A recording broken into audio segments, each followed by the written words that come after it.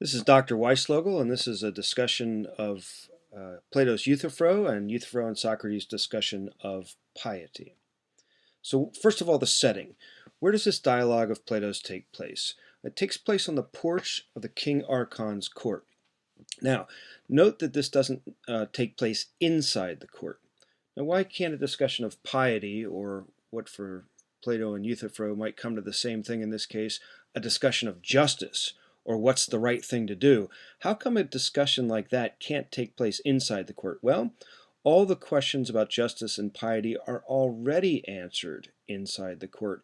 In other words, there wouldn't be a court if we didn't already have answers to the question of what is justice and how is justice to be prosecuted and so forth. But also note that this discussion does not take place outside the city or outside of the polis, because outside of society or culture, there are not philosophical questions at all. You would never ask what is the nature of piety or justice if there were no civilization. So Plato's setting of this dialogue teaches us something about philosophy and philosophy's questions. There are always cultural or social questions. Without society or culture or our linguistic practices even, we could never have philosophical questions like what is justice. But on the other hand, society depends upon answers to those questions in order to function. And a philosopher's questions are disruptive in many respects of how society functions and the institutions that are set up to make society function. And so I think that Plato is being a very great writer here in setting this dialogue where he does, just on the edge of the heart of the city being the court, where what it means to be an Athenian and what is right and wrong for Athenians gets articulated and carried out. It's just the right spot, not inside the court as a loyal Athenian, not outside the city, because there are no philosophical questions outside of the city. Who are the persons? Well, there's the famous Socrates. He's not usually seen at court, we learn. Well, why is that? Well, a philosopher questions, as we just said, and you can't prosecute or tell somebody that they did right or they did wrong if you, as Socrates always claimed, if you know that you don't know. Socrates there, in fact, because he's being prosecuted. He's being charged with corrupting the morals of the youth of Athens and in not believing in the city's gods and making up new gods. In effect, treasonous actions. And then there's Euthyphro. Why is he there? Well, he's prosecuting his own father for murder. He appears to be something like a religious fanatic. That's not quite right. It's anachronistic to call him that, but at least he's somebody who is sure he knows the truth about things. He's sure that the gods speak directly to him. He knows marvelous things, as he tells Socrates, and he's a very self-confident guy. Now, what's the relationship between Socrates and Euthyphro? Well, normally it's thought that Socrates is the philosopher, and whoever Socrates is speaking with is set up to be an expert who thinks he knows everything. And after talking to Socrates and enduring Socrates' question, he's shown that he doesn't know what he thinks he knows. And that would be a very traditional way of looking at Euthyphro. Here's this very self-confident guy who comes in the court prosecuting his own father. It seems to be an outrageous thing to do in their own time, and I think we'd find it fairly provocative and even outrageous to prosecute our own family member in our time. But he feels like he knows what he's doing, and then Socrates questions him, and it appears that Euthyphro is made to believe that he doesn't know. But I think this traditional way of looking at things ought to be questioned. I think Euthyphro, in fact, has a very philosophical argument about why he's doing what he's doing. He's appealing, in effect, to a universal notion of piety, or justice, or the right thing to do, or the best way a family should be, as a way of understanding his own particular circumstances. And that's a very philosophical thing to do. Um, know, if we've studied Plato's theory of forms, that in order to know anything, any particular thing that's in front of you, you have to, in fact, know its form. And the form does not apply only to that particular thing in front of you, but to all things of that type. So if I know that I'm looking at a coffee cup on the table in front of me here? Well, I know it's a coffee cup because I know all the things to which the form coffee cup would apply. So to know any particular thing, I have to apply to a universal. Socrates says that he wants Euthyphro to teach him about piety or justice so that he can use what he learns from Euthyphro at his own trial. Now, he may be being facetious about this. There's always the question of Socratic irony, that does Socrates ask questions because he doesn't know, or does he ask questions because he secretly does know and wants to teach whoever he's talking to that they, in fact, don't know? We're not sure. But we know that Euthyphro is there to prosecute his father for murder, and that's an unpopular decision. I mean, who prosecutes his own father or other family member? We would have a hard time doing that. And Greek society was patriarchal, so Euthyphro's decision is even more surprising than it even would be in our own day. Euthyphro's father's actions, we'll learn at worst, were merely negligent. A stranger, a servant, got into a drunken argument with a member of the Euthyphro household, a slave, a lower member of that household, but still a member of the household. And the stranger ends up killing the household slave. So Euthyphro's father and his family have been offended against by the actions of this servant, this hired hand that's come in to their own place and killed one of their own people. And Euthyphro's father certainly didn't act in anger, but he had the servant bound and put in a ditch and actually went out and sought advice about how he should deal with this stranger who's killed one of his own household slaves. The servant killer died in captivity, and so that's about the worst you could say about it. But Euthyphro believes that he must prosecute his father because of a stain on his family. The gods will be angry unless he puts everything right. And he believes that this is the pious thing to do. And again, he's appealing to a universal idea. What would be right for any son to do in this circumstance? What would be right for anybody to do if confronted with somebody who's caused the death of another person? Or what would anybody do if they've offended against the gods? All right, so Socrates and Euthyphro begin their discussion about what is the nature of piety. Socrates says, look, it's an amazing thing that you're doing. You've decided to prosecute your own father. How do you know that that's pious? How do you know that's the just thing to do? How do you know that's the right thing to do?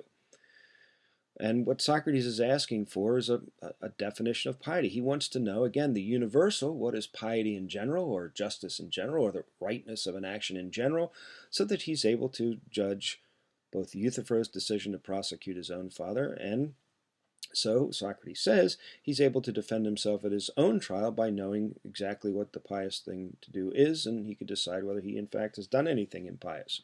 So Euthyphro's first definition is, piety is doing as I am doing. That is to say, prosecuting anyone who is guilty of murder, sacrilege, or of any similar crime, whether he be your father or mother or whoever he may be.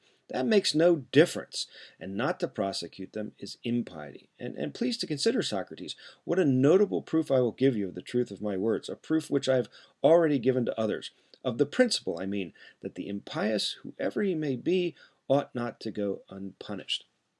Now you can see there's that generality, that universality in Euthyphro's account of his actions here. It doesn't matter. My friends, my family tell me, oh, let it go. He's one of ours. The person who died was one of theirs. It doesn't matter. It's not the kind of thing that's done here in Athens. Euthyphro rejects all of that. But in effect, he says, piety is doing as I am doing now. And Socrates has a problem with this definition. Socrates says to Euthyphro, I did not ask you to give me 2 or 3 examples of piety, but to explain the general idea which makes all pious things to be pious. I think Euthyphro is operating off of some idea of that. He seems to be operating off of some idea like that, but he doesn't give a definition. He doesn't give a definition, instead he gives an example. But how do I know, how would Socrates know, if it is an example of X, unless you know what X is, or how X is defined? Euthyphro says, prosecuting my father is pious. Well, it's an example of piety. Well, how do I know if it's a genuine example of piety unless I know exactly what piety or justice or rightness is? So that's the problem Socrates has with this definition. It's not a definition at all. So Euthyphro tries again. Piety, then, is that which is dear to the gods, and impiety is that which is not dear to them. Okay, now we have a definition. Socrates' problem, well, okay, it's the right kind of a thing. It's not just an example, it's an attempt to give a definition or to describe the form of piety, but the problem is that the gods quarrel. Socrates and Euthyphro agree. And some of the gods will think that action X is pious, and some will think that action X is not pious or impious. Well, this will make the same thing both pious and impious. But this is impossible, Socrates thinks, as X, a thing, cannot be both P and not P at the same time. An act cannot be both pious and not pious at the same thing. It's got to be one or the other. That is a fundamental principle of reasoning according to Socrates and Plato, that a thing is what it is and it's not what it's not.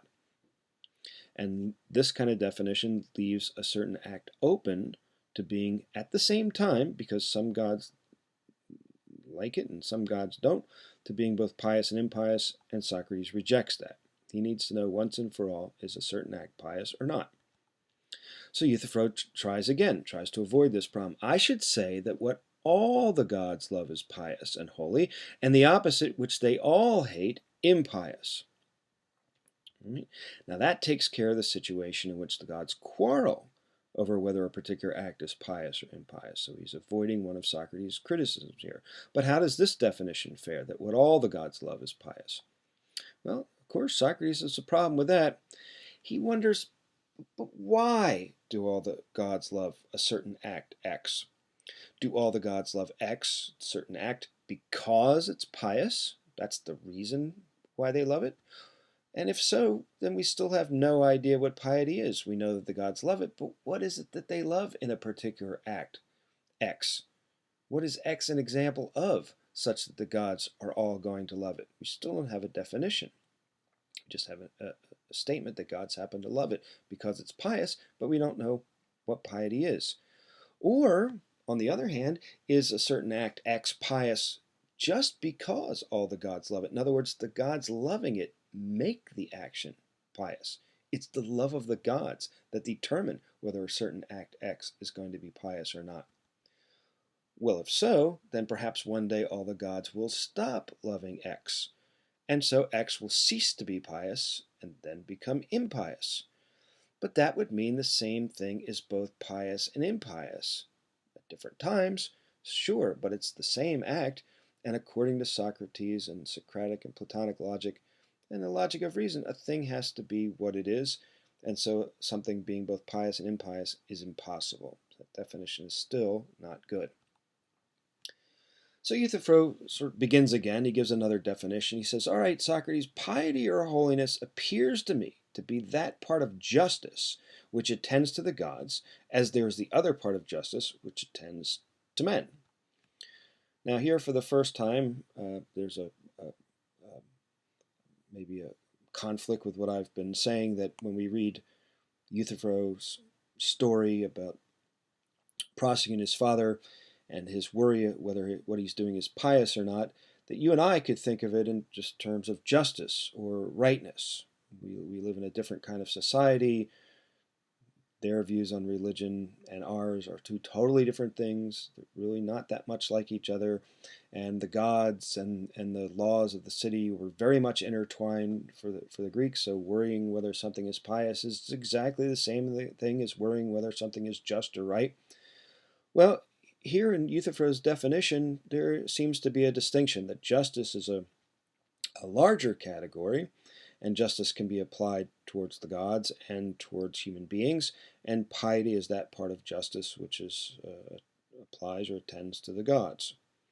Now, Socrates has a problem with this definition, a little bit convoluted part of this dialogue, but the essence of his complaint surrounds the idea that this idea that the gods somehow need taking care of, or that in some way you can improve the gods somehow by means of commerce or economy, that there's something you could do for them, and they're gods for heaven's sake, if I may put it that way, and don't need taking care of. But okay, but even supposing you could improve the gods, what you would give them is what they would love or what they would desire or find important. And then again, the question would come up, but well, why would what you would give them, would they find to be lovable? Why would they love it? If it was just the whim, well, it just happened to love whatever you give me, then what they love could change over time, and you're giving them a certain thing X or performing a certain act X would change from being pious to impious, and again, we've learned that that's impossible. So Euthyphro gives one final shot at this. He says, let me simply say that piety or holiness is learning how to please the gods in word and deed by prayers and sacrifices. Such piety is the salvation of families and states, just as the impious, which is unpleasing to the gods, is their ruin and destruction. Socrates says something very interesting, or at least I find it very interesting. See if you agree with me. He says, after being offered that definition, he says to Euthyphro, I think that you could have answered in much fewer words the chief question which I asked Euthyphro, if you had chosen. But I see plainly that you are not disposed to instruct me, dearly not. Else, why, when we reached the point, did you turn aside? Had you only answered me, I should have truly learned of you by this time the nature of piety. Think about that. Socrates is saying you got right up to the edge of giving me an answer. In fact, you had the answer in there, and then he says you turned away. You said too much. Well, what are the fewer words in Euthyphro's response? Here it is again. Let me simply say that piety or holiness is learning how to please the gods in word and deed by prayers and sacrifices. Such piety is the salvation of families and states, just as the impious, which is unpleasing to the gods, is their ruin and destruction. Just if Socrates is sincere in what he's saying, then a few of these words, some of these words, should give us the definition that Socrates is looking at or looking for. What is that definition, do you think? Let me simply say that piety or holiness is learning how to please the gods in word and deed by prayers and sacrifices. Such piety is the salvation of families and states, just as the impious, which is unpleasing to the gods, is their ruin and destruction. Well, I think maybe these are the words. Piety is the salvation of families and states, and the impious is their ruin and destruction. I think those might have been the fewer words. Those are the words that Euthyphro has added to what he's been saying before. The words that Socrates says are too much, too many words, the extra words that you don't need, goes back to pleasing the gods in words and deeds, or being unpleasing to the gods. If you're going to tie the rightness or justice of action to the gods, Socrates says, you still haven't been able to answer your question. You haven't gotten to what's lovable about pious actions. You haven't been able to get yourself there. And I think for Socrates, the answer is that the just thing to do, the right thing to do, is that which is done to take care of families and to take care of the polis, to take care of the city. And you're doing the wrong thing if your acts lead to the ruination and destruction of your family and states. Well, anyway, I think that might be what Socrates is saying. We don't know, because what Socrates does in the discussion after this is to follow along with this question about whether what Euthyphro is doing is pleasing to the gods or whether the gods love it. Why Socrates does this, he says, well, I have to follow where you lead, Euthyphro, and you brought up the gods again and pleasing the gods, so I'm going to keep talking to you about that. But I think obliquely, as a hint, really a suggestion, I think maybe this is the answer, that the right thing to do is what holds us all together, holds things together.